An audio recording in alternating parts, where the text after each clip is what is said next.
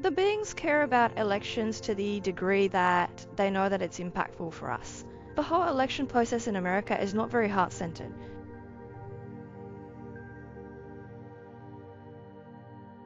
Hey everyone, so my name is Isha Patel and I'm a Galactic Ambassador. I work with many different star races towards the purpose of helping humans connect with our galactic star family. My awakening happened in a few different stages. One of them was when I was in my very early years. I used to have a lot of spiritual and paranormal kind of experiences, but at that time it was a very scary experience to me and I wanted to find a way to make it all go away. And so then when I got into my teenage years, again, I started experiencing lots of really weird kind of phenomenon, like just weird energetic things happening in the house. I could sense this presence that was there.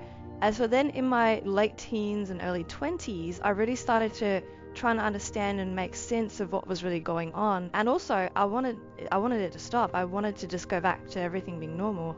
And so I reached out to a lady in my community and she ended up mentoring me for a year, and she taught me how to activate my Merkaba light body. And I thought I was learning that practice just to, just to enhance my energy field and to protect myself from from the energies that I was experiencing. But what actually happened was me practicing that technique every day ended up opening me up to such a degree that I then started connecting with my angelic guides and then later on my galactic guides as well. So that happened for a couple of years, and then in 2015 is when I went through a really big spiritual awakening experience, and it was off the back end of some really big life changes, like coming out of a relationship, moving back in home with my parents, dropping out of uni because everything was just too overwhelming for me. And then I ended up starting a studio where I wanted to teach people how to meditate, because when I was going through all the difficulties in my life, meditation was the one thing that really got me through it all. I receive a lot of different messages. I connect with over 20 different galactic races, and sometimes they come to me in more of a dream state, or sometimes they come to me in more of like a channeling experience, or in my meditations as well. I receive a lot of messages for the collective human population, and the most common theme that comes across in all of those messages is that we have a choice when it comes to this idea of awakening and reconnecting with our galactic family. One of the things they always say to me is they're never going to force this connection. Are we going to live in ignorance and destroy the planet, or are we going to choose to awaken and we're going to heal Mother Earth? Are we going to choose love and kindness within our own species? We can eradicate war if we choose it. We can eradicate poverty. There's a lot of positive messages that they give us, but the biggest piece in all of that is that we get to choose what our future is. There's no such thing as predictions. Predictions are based on where the collective consciousness is at. And so, like I talk often about this idea of open contact by 2027, and people ask me, well, is that a prediction? I say, well, no, I'm not predicting by 2027. What I'm saying is we're choosing by 2027, and we're making that our mission and vision and our goal, that we work towards that very actively. And it's a very reasonable vision and mission, because a lot of people are awakening right now, and the contacts are happening. The starships and the crafts are very, very visible right now. The only thing that's really left waiting is us, the human race. And so as far as messages for humanity and for the future goes, it's that the future will go in the way that we choose it to go. And if we choose the higher pathway, then that is the pathway that we'll experience. And if we do choose that, nothing's going to get in the way of that. There's no big overarching, mean monster out there stopping us from evolving. The only thing that's really stopping us is our own capacity. And if we get out of our own way and we step up and we seek empowerment instead of slavery and poverty and all of those things, we can do it today. We can have it today, tomorrow, anytime we want. It's really up to us.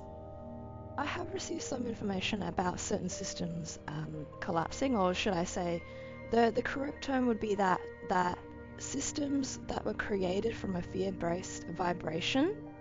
Systems that were created from a fear-based vibration will no longer resonate in the vibration of the loving new earth, because the new earth is going to be in a higher harmonic. And so the result of that is that any system, any organization, any corporation that was created from that old vibration will naturally not survive in the new environment. It's like creating a whole new climate, a whole new landscape for planet Earth. And because the landscape has changed, anything that was thriving on the previous system, anything that was thriving on fear, anything that was thriving on suffering, anything that was thriving on hierarchy and control, it's just simply not going to have a space in the new Earth, because the systems, the new systems, will be wired so differently and so much more harmoniously that certain old structures just won't be able to exist anymore.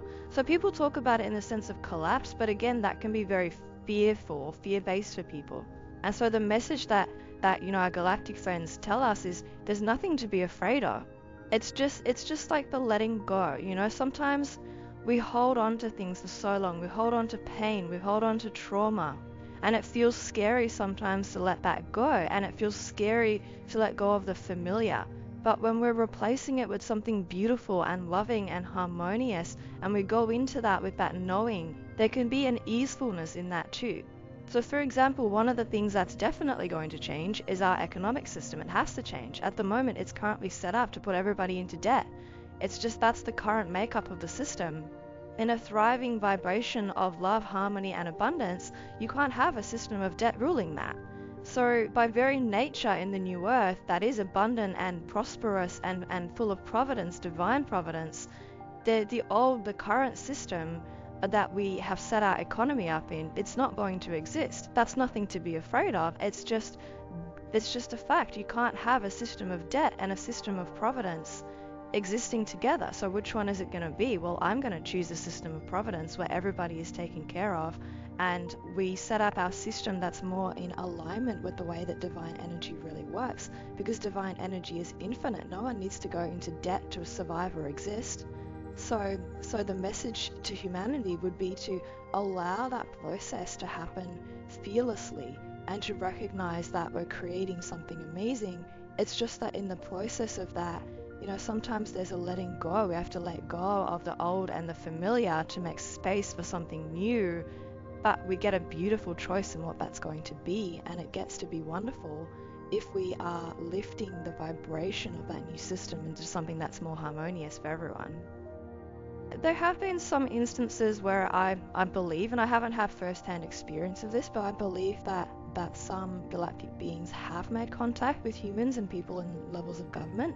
I also know that plenty of people who are out there initiating CE5 contact have had plenty of experiences as well. So I think it's safe to say that we are being connected with. I think it's also safe to say that there have definitely been beings who have landed on the ground. In fact, there was one experience in 2015 in Mount Shasta. It was at an event that I attended. I didn't personally meet the being at this event, but the people who were running the event in Mount Shasta, they spoke about meeting a being called Antaral. And that happened as a physical meeting on the ground. So there's been lots of instances where people have reported these sightings or had these experiences of off-world beings right here on Earth. So I definitely think there are visitations. Also, people have experienced abductions as well. So there's a lot of cases out there that you can look into. So yeah, I absolutely believe that the beings are here. They've communicated with us. They've spoken to members of the government. Now it's just a case of making the whole thing official and public, because in many ways we already know it. So I think at this point the government should just tell everyone, it's like we already know. So yeah, I don't know what they're waiting for, but yeah, I think it's about time, to be honest. The beings care about elections to the degree that they know that it's impactful for us. It's in the bigger scheme of things, their governance systems are quite different, and they don't have as much drama surrounding their governance systems at all. So in some ways it's almost you can almost laugh at the ridiculousness of how the American political system gets a little bit blown out of proportion with certain things, because I think people get very caught up in it. Now, somebody who's not American like myself, I'm looking at it from the outside, and I'm looking at this upcoming election, and I just think, well, okay, yeah, it's a big deal, but it's almost like over the top. So I think in some regards the galactic beings possibly share that view, in which they kind of look at it and go, okay, it's like, it's hyped up potentially more than what it needs to be, but also there's not as much. It's the whole election process in America is not very heart-centered. It's all about dissing one another. Like you see those debates and all they're doing is they're just putting each other down. There's not any like real conversation about policies and a real change. It's just about, well, you did this and you slept with that person and your reputation is, and they're just attacking each other's character. So it's like watching 5-year-olds in the playground who are having a fight. Like it's hard to take that kind of behavior seriously sometimes in the political scene. So I would say, outside the galactic perspective on politics is that, we can do things in a different way. Of course, it's great to have a council of guidance, and that's what a lot of galactic beings do, and even the inner Earth beings. It's not so much like a government; it's more like a guidance council. So members of the galactic species are elected from their wisdom, more like elders even in the community, like people who have wisdom, the beings who have the experience, the beings who are vibrationally coming from a really heart-centered place and they're able to tap into that unified field. They're the beings that would be considered the representatives, and they would be elected into a sense of guidance council where if there are any issues that require a representation, those would be the beings that do that. When the galactic beings come to Earth, there's clearly going to be a shift in economy. Actually, there's a number of spaces that will get quite impacted. The military will definitely be impacted by this. The economy will definitely be impacted by this. Our legal systems, educational systems, governance systems will definitely be impacted by this. And then, it's also going to come down to the way in which we allow this contact to occur. Because if we do it in a peaceful and loving way, then there is an opportunity for us to advance our technologies and to learn a lot of information about technology, agriculture, medical systems. All of that gets impacted. But it comes down to how peacefully we do this. So, like say for example, if a galactic race has a different type of economy, if we decide to learn from that and we decide to maybe adapt some of the way that we run things, then that's obviously going to be an impact, right? So I think it's naive to say that life will just go on as normal, because the second that we make contact with these beings and we do it at a global level, it is going to impact a lot of different industries. I mean, first of all, I would love to see universities, education systems opening up that teach people how to communicate with the beings. So now, suddenly, instead of going to school to learn Spanish or French, you're going to school to learn how to speak Pleiadian and Arcturian. And that's obviously going to change the economy, because you're shifting educational systems, you're shifting the way that we interact as a human species. So there's definitely going to be a big impact to that, but doesn't need to be a scary thing. It's just about recognizing that, the same way that if you discovered another country on planet Earth, it will have a similar level of impact. For a lot of people, the initial contact, when it first happens, other than being a massive identity shock, people are still going to do the same thing they did yesterday. They're going to get up, go to work, hang out with their children, meet their friends and family, cook dinner. So in that regard, a lot of things will also stay the same. So really the New Earth is this idea of, it comes from New Age really, but essentially New Earth is the Earth that we are creating and consciously creating together as a human race. And in New Earth, the idea is that because we are consciously creating it, we can choose the experience that we have. So as we awaken and we remember our true essence and our true nature, we can lift up into that vibration to experience the New Earth in a more loving frequency. Now, there are lots of things we can do to get to that. It's really, ultimately, New Earth is a state of beingness. It's the state of heaven on earth. That's what it is. It's nothing that we have to go outside of. It's the choosing of peace, love, harmony, and unity within ourselves, and then extending that to our human brothers and sisters, and then also our galactic brothers and sisters. So the New Earth it's not like we're going to go to a New Earth. No one's going anywhere. New Earth is right here, right now. It is that heaven on earth that we get to choose if we decide to live in a more harmonious and higher vibrational way of living amongst ourselves. So creating the New Earth starts with firstly creating the peace and harmony within our own energy field. So for example, if we look at the chakra system is a really great way to analyze where your frequency's at. If you have blockages in your root chakra, your sacral chakra, your heart chakra, that's going to stop you from experiencing the full aliveness that we have on this earth. But then there are things that we can do. We can pray, we can meditate, we can understand this sense of unity amongst us. We can stop hurting other human beings. We can do our best to experience compassion and kindness towards the people around us. It's a journey. The journey to New Earth is very much about our evolution. And each person that chooses this pathway and chooses to awaken is going to be a contributor to the creation of the New Earth. No one person is creating New Earth alone. I can't just wave a magic wand and create New Earth, but I and you and everyone together, if we all choose and say, you know what, I've had enough of the war, I've had enough of the suffering, I'm going to sit, I'm going to cleanse my energy field, and I'm going to take responsibility for my part. That's the bit that I can do. And if I do that, and then I inspire other people to do that, and then they choose to do that too, that's how we build the New Earth. It's a conscious choice. Want to come to Earth because they want to reconnect with us as a human race. It's to do with our evolution, but also it's like, imagine it like this. You've got the country of China and you've got the country of Africa, and they're surrounded by oceans, right? They're really, really far apart. Now, if the people of China could just sit around and say, well, I want nothing to do with the Africans, they're all the way over there, too far, too bad, don't want nothing to do with them.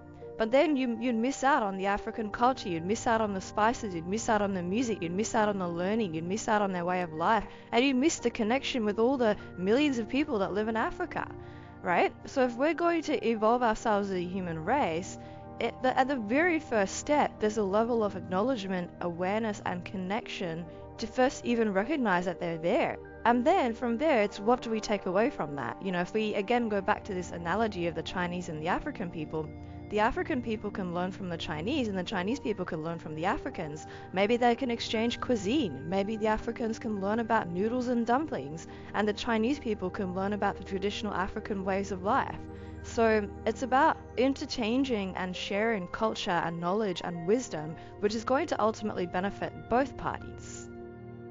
Coming to Earth and taking the DNA from people, I haven't personally first-hand experienced this, so I can't speak from that perspective, but I have heard of this happening to other people where the beings have come in. And some of the people that I've spoken to about this, they call themselves hybrids, and essentially they've signed up to be part of the hybrid program, and they are aware that their DNA is being interacted with. And so what happens for those people, it's like a two-way street where the beings will exchange DNA with them, but then also the information about the human race will go back to these beings as well. The beings, they're not necessarily trying to change us, more so than like supporting us. The best analogy I can give is like, imagine you've got a parent and a child, and the mum wants the child to be itself, wants it to grow and experience and explore the world. But if the child is about to touch a hot flame and injure itself, maybe the mum will step in and say, hey, hang on, that's not the best idea, And in that same way, where humanity's at right now is we've been many times on the brink of another world war, right? I mean, with what's happening in Ukraine, there's been stuff happening in Russia, there's, so much going on. And to a point, to a degree, we have a lot of free will and we can do whatever we want. But if we're ever going to get to a position where we annihilate the planet, the galactic beings will step in. There's an intervention that will happen. It's a last resort, just like the mom and the baby. It's a last resort. You don't want to be carrying the baby everywhere. You don't want to be not allowing the baby to grow and evolve, but you do want to protect and guide and nurture and support. And so in many ways, there are lots of galactic races out there who care for us enough that if we were to do something massively destructive, they probably would step in and help in that scenario. So it's not so much that they want to change us, but it's more that if we choose to connect with them, they're here to guide and support, and they can offer us the learnings that they've experienced, so that maybe we don't make some of the same mistakes that other galactic races have already made. Other galactic races have had wars, other galactic races have destroyed their planets. They don't want us to be like that.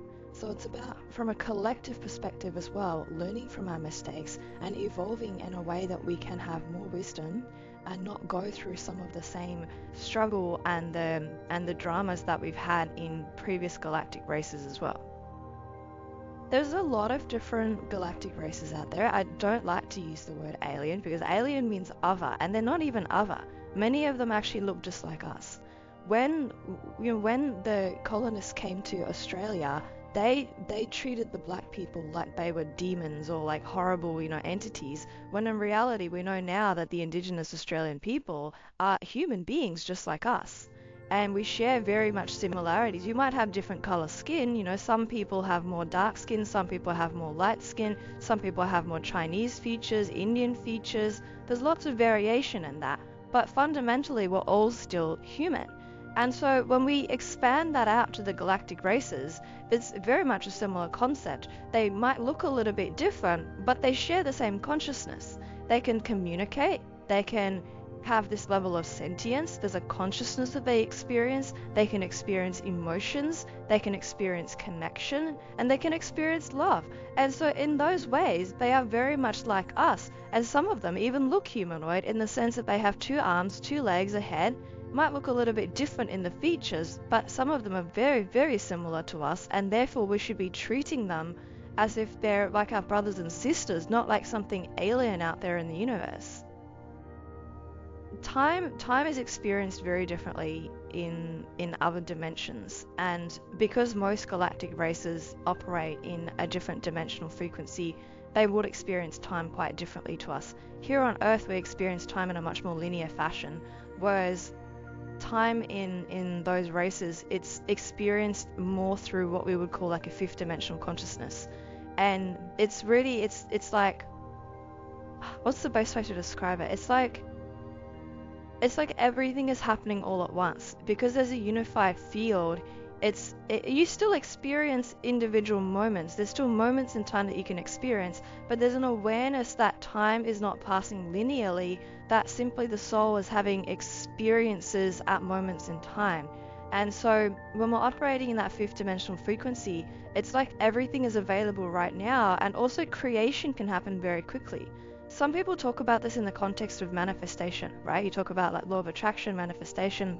What's actually happening is you're collapsing the timelines because you're able to recognize that time is not that linear, and you don't need as much of a process for things to happen. And the higher you shift in your vibrational state, the faster those creations can come to life. And the galactic races know this. That's why, they can work with healing technologies. That's why they've eradicated cancer. That's why they don't have as much suffering, because they can create things at a magnitude of speed that's just like, it's not as linear or based in process as what we experience here on Earth.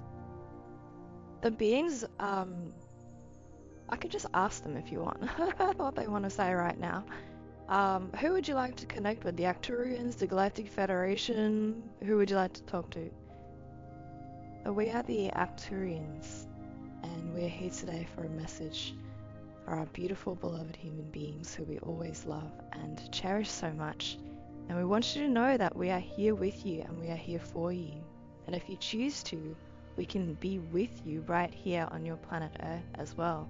Our race has been watching you for a long, long time, and we have been observing the nature at which you have been evolving. We deeply cherish the way in which you embrace all of life's amazing experiences and the human emotion. And yet, we also wish to share with you that there comes a time when the message is for humans to embrace a new way of living. And that new way of living involves transcending beyond the emotions and the drama and stepping into a field of connectedness and higher consciousness. The higher consciousness that we speak of and the higher consciousness that we experience in the Arcturians is a feeling of constant connectedness. We are in the oneness all the time, and when we are in the oneness, we always wish to stay in the oneness, and we always wish to send love into that oneness field at any given time. One thing that we share differently between the Arcturians and what we observe in the humans is the humans will sometimes forget their oneness, and they will harm each other, and they will suffer amongst each other, and they will do things to each other that if they shared the feeling of oneness, they would never do. And so if you are as a human race to evolve beyond the experience and the suffering that you're having right now, the first thing that we would say to you is to evolve into your oneness. Now, many of you might ask, what is that oneness and how do we get to that oneness? And getting to the oneness is very simple. It's walking down the street and seeing the stranger in front of you, and instead of seeing them as a stranger, you see them as you, like a part of you. It's like if you were one tree and you had many branches, and one branch of a tree looks at another branch of the tree and it says, "Oh, you're not me." But if then that one branch lights the other branch on fire, the whole tree's on fire. And that is how collective suffering happens among the human race.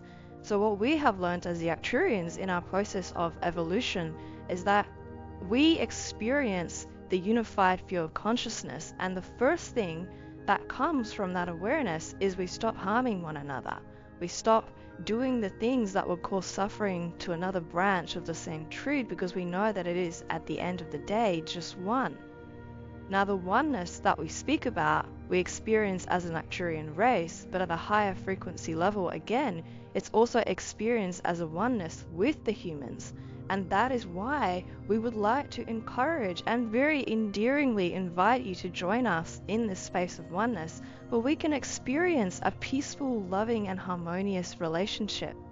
You have had, as a human race, the human experience of free will. You have had the suffering. You've had a wide range of experiences. And now Gaia, your beautiful, beloved Earth, who we love and cherish so much, is asking for this experience to lift up into unified field consciousness.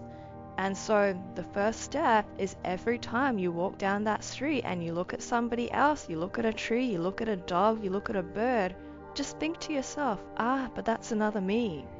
And that's another me too. And that's another me too.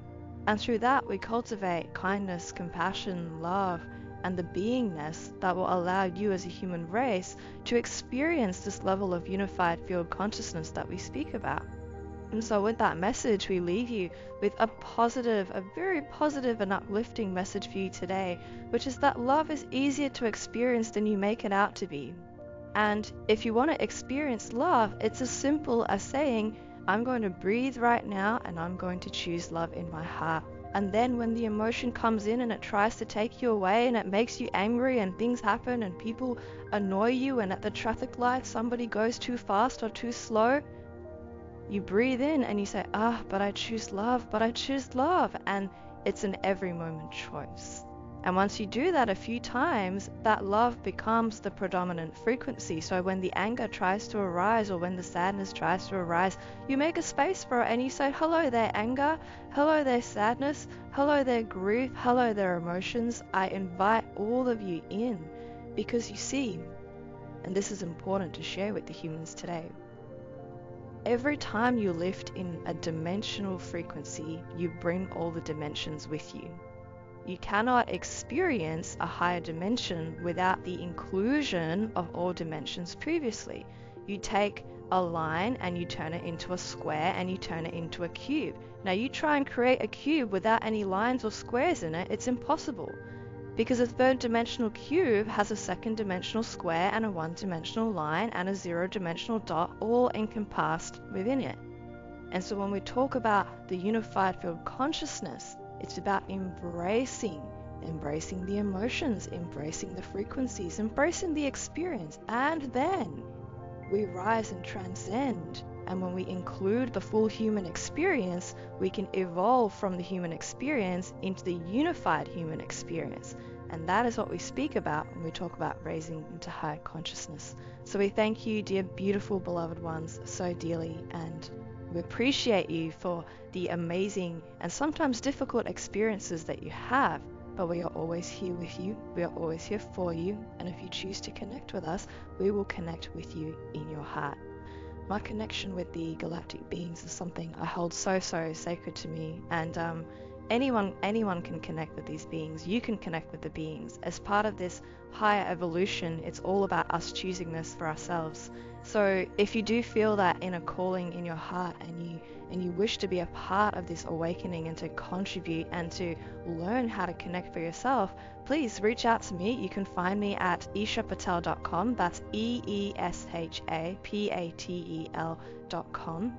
And I'm also very active on Instagram and Facebook and YouTube, so come and find me. And also, if you have any questions, if you have any comments, thoughts, or opinions, comment below. I personally will check and read them, and let's create some amazing discussion around this topic, because it's time to really start awakening and lighting up all these beautiful hearts. So thank you, dear souls, and let me know in the comments if you enjoyed today's interview.